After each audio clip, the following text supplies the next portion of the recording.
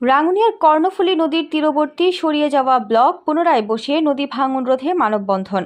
চট্টগ্রামের রাঙ্গুনিয়া উপজেলার সড়কভাটা ইউনিয়নের পূর্ব সড়কভাটা কর্ণফুলী নদীর তীরবর্তী ভূমির খিলস্থ সরিয়ে যাওয়া ব্লক পুনরায় ব্লক বসিয়ে সংস্কার করে নদী ভাঙন রোধে মানববন্ধন করেন স্থানীয় সর্বস্তরের জনগণ।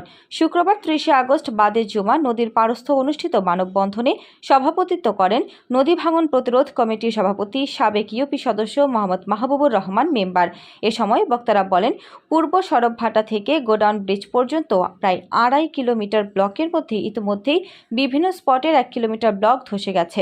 কর্ণফুলী পানি বেড়ে যাওয়ায় পরস্রোতের টানে ব্লকগুলো নেমে যাচ্ছে। এছাড়া নদী ড্রেজিংয়ের ফলে পাড় ঘেঁষে বালি সরে গিয়ে গভীর হয়ে যাওয়ায় এই ধস হচ্ছে বলে জানান স্থানীয় বাসিন্দারা।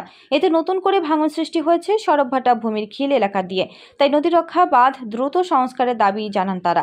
এছাড়াও তারা বলেন, কর্ণফুলী নদী তীরবর্তী প্রায় 2.5 কিলোমিটার ব্লক বসানো হয়েছে। বর্তমানে বন্যায় অতিরিক্ত বালু উত্তোলনের কারণে প্রায় 1.5 কিলোমিটার ব্লক সরিয়ে গেছে।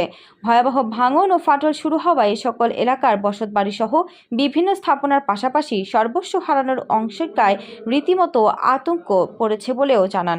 এ সময় উপস্থিত ছিলেন মসজিদ কমিটির সভাপতি নূর মোহাম্মদ শাহ, হাজী নুরুল আজিম, হাফেজ মাওলানা ইসমাইল, ব্যবসায়ী জাফর, আজগর, ছাত্রনেতা ফরহাদ, ইব্রাহিম, নজরুল ইসলাম, সোহেল, কারি মোহাম্মদ ইসমাইল প্রমুখ।